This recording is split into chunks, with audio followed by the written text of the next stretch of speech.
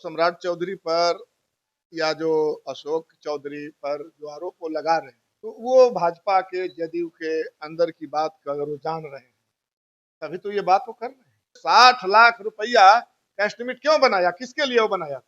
तो बनाया था इन्हीं लोगों को देने के लिए। ये जो जनता रोज बरोज झेल रही है उसके आधार पर भी बिल्कुल सही बैठता है कि चाहे वो मंगल पांडे जी हो स्वास्थ्य विभाग में हो, चाहे वो अशोक चौधरी जी हो, चाहे सम्राट चौधरी जी, इन्हीं के विभागों में सबसे ज्यादा लूट खसोट ये हुआ है और प्रशांत किशोर जी उनके साथ रहे हैं। बिहार के लोगों ने तो उनकी मनसा को भांप लिया है जो वो घूम रहे हैं कि अभी हम लोग विधायक हैं, किन्हीं की सरकार है, कोई विपक्ष में है, लेकिन ये कुछ भी नहीं है और एक एक प्रोग्राम में करोड़ों करोड़ रुपया ये खर्च हो रहा है ना। तो हम कह रहे हैं, हम तो कह रहे हैं कि दोनों के विषय में कि ये बिल्कुल भ्रष्टाचार चरम पर है। इलाहाबाद के क्षेत्रों में आपका पकड़ महागठबंधन का मजबूत रहा है और ऐसे में पवन सिंह आरएलएम ज्वाइन करेंगे। एक्टर के जरिए एनडीए को मजबूत करने की कोशिश की जा रही है, चुनौती मानते हैं? नमस्कार, मैं हूं चंद्रशेखर, बोले भारत देख रहे हैं आप। देखिए, लगातार प्रशांत किशोर के द्वारा सम्राट चौधरी और अशोक चौधरी पर आरोप लगाए जा रहे हैं। उन मुद्दों पे बातचीत करेंगे। भाकपा माले विधायक रामबल्ली सिंह यादव हमारे साथ हैं। क्या कहेंगे? कल प्रशांत किशोर, सम्राट चौधरी और अशोक चौधरी पर कई गंभीर आरोप लगाए। अब देखिए, प्रशांत किशोर जी पहले भारतीय जनता पार्टी के लिए काम किए हैं 2014 में। उन्हीं ने ये नारा बनाया था,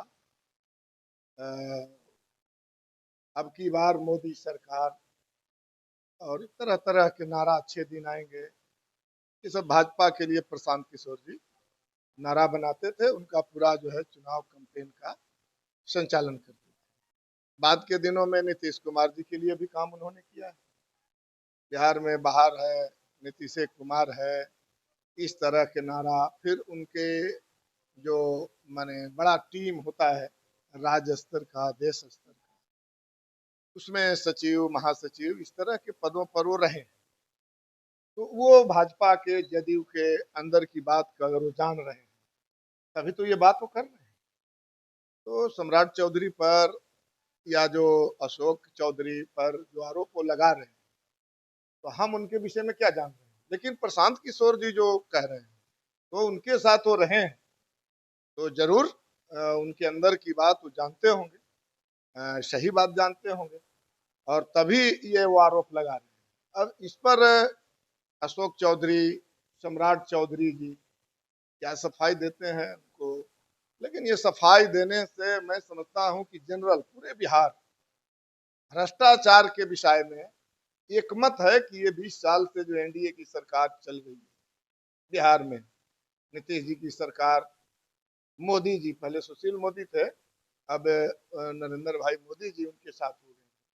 तो मोदी नीतीश जी की सरकार जो ये 20 बरस से चल रही है, तो भ्रष्टाचार का तो जननी है ये सरकार। और एक एक लोग नीचे तक ये अनुभव किए हैं, चाहे वो अंचल में एक दाखिल खारिज कराने के लिए जाए या जिस तरह के छोटी काम के लिए बड़ी काम के लिए जाए, बिना पैसा के कोई काम होता ही नहीं। ये बाहर से हम लोग भी देख रहे हैं कि ग्लोबल टेंडर के नाम पर आप सोच सकते हैं कि ये जो अभी सड़कें बन रही है, अभी हम घोसी के हैं, घोसी में लगातार माने जब से हम लोग जीते हैं तब से सड़क बनाने की बात हम लोग कर रहे हैं, लेकिन इतनी गति धीमी थी।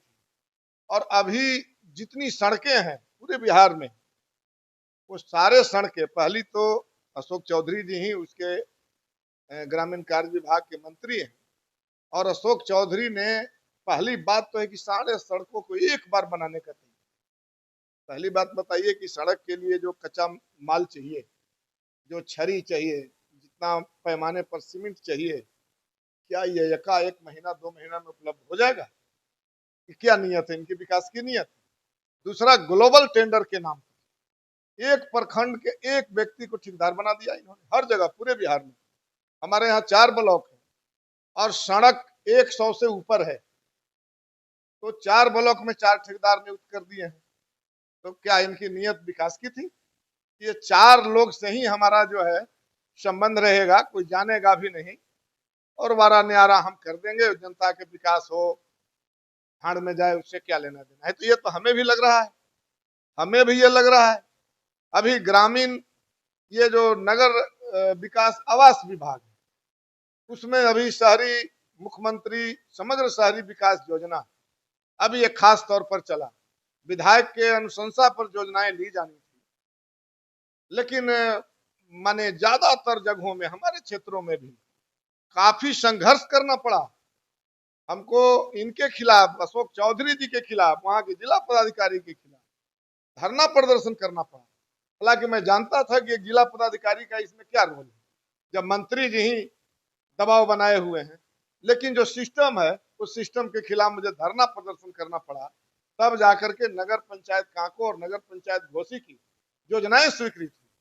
और अभी भी आप सोच सकते हैं कि 40%, 45% बिलो टेंडर पर ठेका दिया जाए। बिलो मतलब इंजीनियर कह रहा है कि हम किसी योजना को बनाने में, वो कह रहा है कि 1 लाख लगेगा, अनुमान है। तो हो सकता है कि ठेकेदार का अनुभव है, ठेकेदार अगर वो कह दे कि नहीं नहीं उतना में नहीं, हमको अगर आप दे देंगे तो हम इसको 80,000 में बना देंगे। लेकिन कोई ठेकेदार अगर दावा कर रहा हो कि ना हम इसको 40,000 में ही बना देंगे, तब वो जेई या जो इंजीनियर है जो 1 लाख का एस्टिमेट बनाया है, वो शेष 60 लाख रुपया का एस्टिमेट क्यों बनाया, किसके लिए वो बनाया?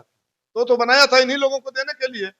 तो ये जो व्यवहार है, ये जो प्रैक्टिस है, ये जो जनता रोज बरोज झेल रही है, उसके आधार पर भी बिल्कुल सही बैठता है कि चाहे वो मंगल पांडे जी हो स्वास्थ्य विभाग में हो, चाहे वो अशोक चौधरी जी हो, चाहे सम्राट चौधरी जी, इन्हीं के विभागों में सबसे ज्यादा लूट खसोट ये हुआ है। और प्रशांत किशोर जी उनके साथ रहे हैं। तो ये अगर इनको मालूम है कि इन पैसों से यहाँ जमीन खरीदे, यहाँ क्या खरीदे, तो मैं तो समझ रहा हूँ कि ये बात तो सही बोल रहे होंगे। लेकिन अब ये सही बोलने के पीछे उनकी क्या मंशा है प्रशांत किशोर जी के, क्योंकि बिहार के लोगों ने तो उनकी मंशा को भांप लिया है जो वो घूम रहे हैं कि अभी हम लोग विधायक हैं, इन्हीं की सरकार है, कोई विपक्ष में है, लेकिन ये कुछ भी नहीं है और एक एक प्रोग्राम में करोड़ों करोड़ रुपया ये खर्च हो रहा है ना। तो हम कह रहे हैं, हम तो कह रहे हैं कि दोनों के विषय में कि ये बिल्कुल भ्रष्टाचार चरम पर है, घोटाले हुई है। लेकिन ये जो दोनों आपस में नूरा कुश्ती कर रहे हैं, हम इनको चोर चोर मौसेरे भाई के रूप में देखते हैं। शाहाबाद के क्षेत्र का जिक्र करें तो पवन सिंह सूत्र है कि आरएलएम ज्वाइन करेंगे और शाहाबाद मगध के क्षेत्र में एनडीए को मजबूत करने की कोशिश अभिनेता के जरिए किया जाएगा। देखिए, शाहाबाद के विषय में मुझे कोई जानकारी नहीं है, क्योंकि मैं शाहाबाद क्षेत्र में मैंने काम नहीं करता हूँ, वहाँ के राजनीतिक प्रैक्टिस हमारी। लेकिन शाहाबाद के क्षेत्रों में आपका पकड़ महागठबंधन का मजबूत रहा और ऐसे में पवन सिंह आरएलएम ज्वाइन करेंगे, एक्टर के जरिए एनडीए को मजबूत करने की कोशिश की जा रही है, चुनौती मानते हैं कितना इसको? ना ना, ये कुल मिलाकर के मैंने कहा कि सब जगह की जिम्मेवारी में अलग अलग हमारे नेता हैं, तो इसलिए मैं अपने घोषी का ज्यादा से ज्यादा जहानाबाद के विषय में थोड़ा बहुत जानते हैं, और इसके बाद में बिहार और देश दुनिया पर हमारी नजर होती है। तो हम घोषी के विषय में जितना समझ है वो हम जानकारी रखते हैं, बाकी और जगह की जानकारी हमारे पास नहीं है, मूल्यांकन नहीं है, इसलिए इस पर हम कोई टिप्पणी नहीं कर सकते। एक आखिरी सवाल रहा, मतदाता सूची का प्रकाशन आज होना है, कैसे देखते तो ये मतदाता सूची में तो जो प्रकाशन होना है, अभी तक जो रिपोर्ट आई तो 65 लाख लोगों का नाम काटा गया था। आधार कार्ड को इंक्लूड करने के लिए सुप्रीम कोर्ट को कई कई बार हस्तक्षेप करना पड़ा, बावजूद आधे अधूरे मन से इसको लागू किया गया है। नए नाम जोड़ने की कवायदत चली, लेकिन इसके साथ साथ खबरें आ रही है कि भारतीय जनता पार्टी अपने लोगों को फर्जी नाम जोड़वाने में और सही लोगों को नाम कटवाने में तरह तरह के आवेदनों दे रहा है।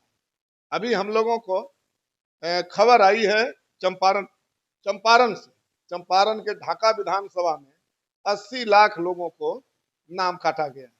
और वहां जो नाम जोड़वाने के लिए भाजपा के माने पैड पर एक व्यक्ति ने हजारों नाम जोड़वाने के लिए जो आवेदन दिया है, जब पता लगाया गया तो उस नाम के आदमी ना भारतीय जनता पार्टी स्वीकार कर रही है कि मेरा है, कहीं उसकी आता पता नहीं है। तो इस तरह से एक फर्जीवाड़ा करने की कोशिश की गई है। तो आज वोटर लिस्ट जब प्रकाशित होगा, तब उसके बाद हम लोग जब देखेंगे, तब इस पर कोई प्रतिक्रिया देंगे।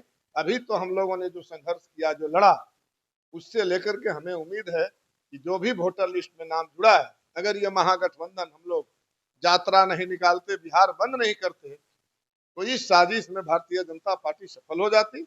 और इसलिए जो भी मतदाता सूची में नाम अगर बचे होंगे तो इसमें हम महागठबंधन के साथियों का काफी प्रयास है, काफी कोशिश रही है। इसलिए मतदाताओं से हम अपील भी करेंगे कि आप जिनका मतदाता सूची में नाम रह जाए, उस मतदाता सूची में जुड़े हुए नाम वाले लोग जब मतदान करने जाए तो बिल्कुल अपने उस को सामने रख करके कि अगर महागठबंधन नहीं होती तो हमारा मतदाता सूची में नाम नहीं भी हो सकता था, इस अंदाज में वोट कीजिएगा ताकि भविष्य में भी लोकतंत्र का और संविधान का रक्षा किया जा सके। चलिए, हमारे साथ बातचीत करने के लिए रामबल्ली सिंह यादव थे। देखिए, सम्राट चौधरी और अशोक चौधरी पर कई आरोप लगाए गए हैं। प्रशांत किशोर के आरोपों को कहीं ना कहीं समर्थन भी करते हुए नजर आ रहे हैं। वहीं जो मतदाता सूची का प्रकाशन आज होना है, उस पर भी अपनी प्रतिक्रिया देते हुए नजर आ रहे थे। इस वीडियो के माध्यम से आप क्या सोचते हैं, अपनी राय हमें कमेंट में दें और ऐसे ही खबरों से अपडेट होने के लिए देखते रहिए बुलेट भारत टाइम्स।